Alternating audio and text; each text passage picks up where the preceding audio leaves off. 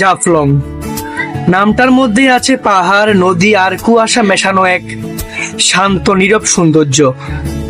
পাহাড়ের বুক চিরে বয়ে চলা পাথর ঘেরা নদী, দূরের মেঘছোয়া খাসিয়া পাহাড় আর ছল ছল জলপ্রপাত, সব মিলিয়ে এক অদ্ভুত শান্তির ছবি। সেদিন বিকেলে আমরা কয়েকজন বন্ধু প্রিয়জন মিলে রওনা হয়েছিলাম জাফলং এর পথে। রাস্তার দুই পাশে সবুজে মোড়ানো চা বাগান, মাঝে মাঝে ছোট ছোট ঝর্ণা। মনে হচ্ছিল প্রকৃতি নিজেই যেন সাজিয়ে রেখেছে আমাদের জন্য এক বিকেলের আয়োজন। যখন সূর্যটা আস্তে আস্তে পশ্চিমে ঢলে পড়ছিল, তখন আমরা দাঁড়িয়েছিলাম সেই জলপ্রপাতের ধারে। সূর্যের সোনালী আলো পানিতে পড়ে ঝলমল করছিল চারপাশে শুধু আলো আর নরম বাতাসের ছোঁয়া। বন্ধুরা হাসছিল, কেউ পাথর কুড়াচ্ছিল, কেউ চুপচাপ তাকিয়ে দূরের পাহাড়ের সৌন্দর্য দেখছিল।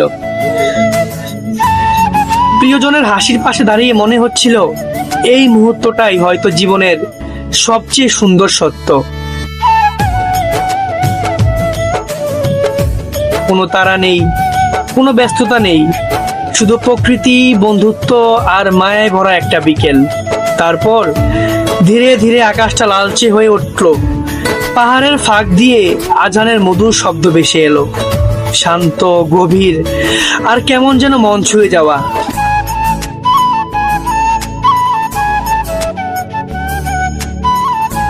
সেই সুরে ভেসে যাচ্ছিল সূর্যের শেষ আলো।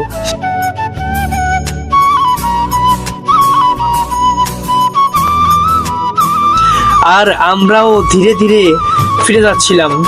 মনে হচ্ছিল প্রকৃতি যেন নিজে বিদায় জানাচ্ছে আমাদের।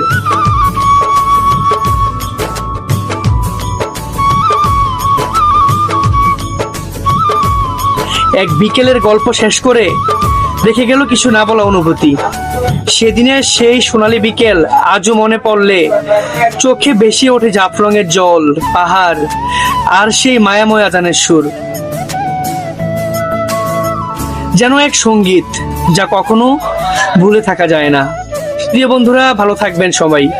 সুযোগ সময় পেলে অবশ্যই ঘুরে আসার চেষ্টা করবেন।